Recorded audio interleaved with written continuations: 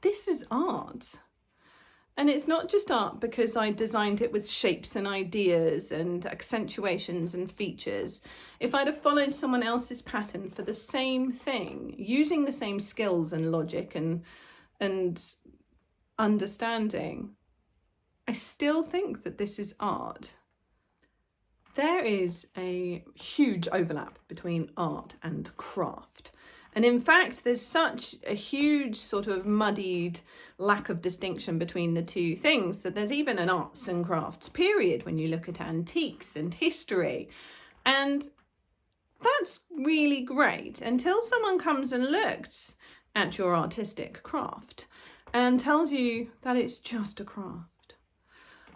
I disagree that there is not something intrinsically artistic about every single piece of crocheted work. And today, if you'll hear me out, I'm going to explain exactly why my belief that crochet is an art form, and in fact, my knowledge that crochet is an art form, is a hill that I'm going to die on. Because there is no just a craft. And is all craft actually, in a way, art? There are lots of ways to look at the distinction between a craft and something that is art. And I think one that most people do in their minds quite a lot is they look at 2 versus 3 dimensions. So they say, well, this is on a canvas and it's flat. It's a photograph, it's an oil painting, it's chalk, it's pastels, it's watercolors, it's art. But I say to you, sculpture's art. Is this not similar to a sculpture? I even say I'm sculpting X, Y, or Z in crochet. And is that technically correct? Because it certainly feels correct. And you might think, oh, well, to sculpt something, you have to chip away at the surface. Well, you don't chip away at clay, you mould it when it's wet, and you sculpt stuff out of papier-mâché. So this is sculpture, right? And I think sculpture is art. So this is art by the 2 versus 3 dimensional theory of it, which is all well and good. But what about the distinction between designing something out of crochet and following a pattern? Is designing art, but following a pattern not art? I think that they're both art. If you think about famous painters, especially sort of historical painters, people like Monet and Stubbs even, they wouldn't have just been born with a paintbrush in their hand. They would have had to be taught the technicalities of how to paint, and they would have copied initially other painters' work in order to practice and learn that skill. That, to me, is a very similar thing to reading a pattern. When you're reading a pattern, you are using your own skill to follow other people's instructions. And that's the same when we're learning to paint. And I think this distinction between feeling like art has to be an innate creative skill and feeling like a craft isn't, is again a bit of a fallacy. It's undeniable that some people are born with a natural inclination towards being more arty, just like some people are born being slightly more practically minded, having better manual dexterity, for example.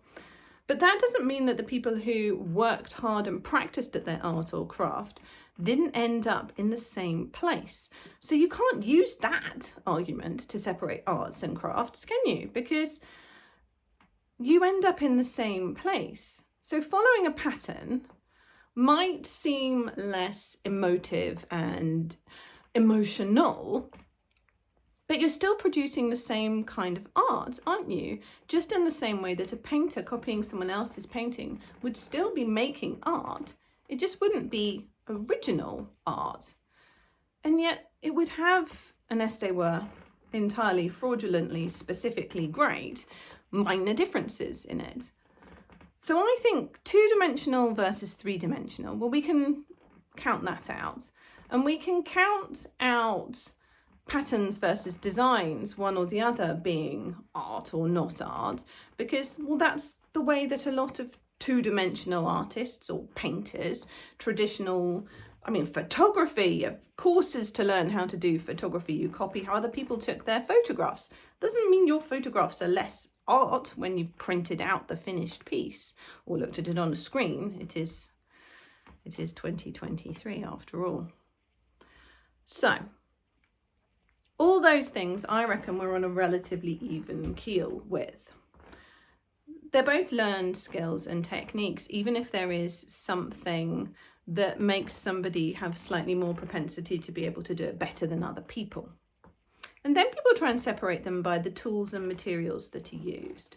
And again, I can see that to an extent, and yet when you think about it, artists need plenty of tools and materials if they are traditional painting artists, and especially if they're sculpting artists. Or, I mean, would you say that a potter who makes sculptures out of clay or pots with unusual designs are not artists? They're obviously artists, and not just because they draw on the clay.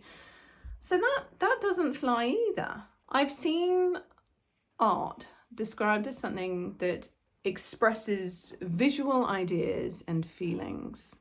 And I've also seen art described as something that is for fun and creativity, and a craft as something that has a practical purpose. Now, we could say that this has a practical purpose, that it's a toy for a child, but the reality is that it sits on my desk and it's actually a decoration for an adult. And although a lot of the toys that I make are toys for children, quite a few of them are decorative objects for adults, just like a painting on your desk might be. And you also can't say that something is not art just because it's painted onto a coaster. Or, you know, you can make a crochet mural on a wall and you could paint a mural on the wall. So that's all art, right? And then there's this idea of something being difficult or easy, and that comes up a lot when I hear people argue about arts versus crafts. They say, well, art is intrinsically hard to do brilliantly and crafts are easy. I have to say that I think that if you have that view, you've not tried to do a craft very hard. Because yes, some simplistic parts of crafts are ostensibly easy, but I could easily make a picture, but you wouldn't call it art if I'd drawn it. And I spend quite a lot of time trying to do drawings with my daughter, especially using those like shapes learn to draw books. We do them together in the evenings sometimes, and I'm getting better, right? But on no level would you call that art.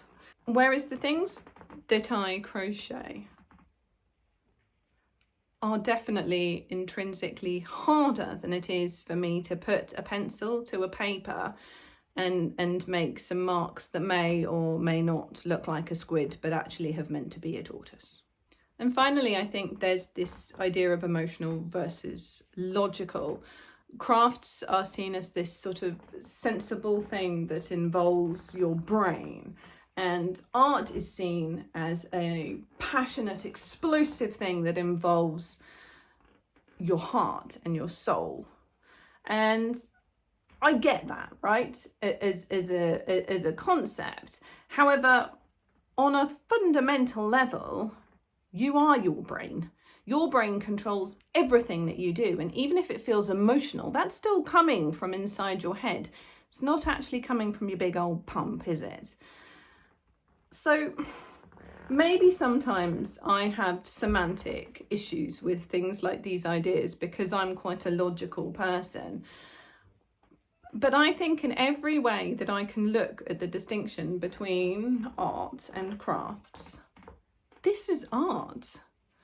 And it's not just art because I designed it with shapes and ideas and accentuations and features. If I'd have followed someone else's pattern for the same thing, using the same skills and logic and understanding, I still think that this is art. But I'd really like to know what you think. Is crochet art? Am I kidding myself? Is it because I love the idea of being artistic in some way? I mean, I've always loved sculpting and I'm definitely better in 3 dimensions than I am in 2. So maybe I just want it to be art. But what do you think? Craft? Art? part? Both? Neither? Let's have a chat.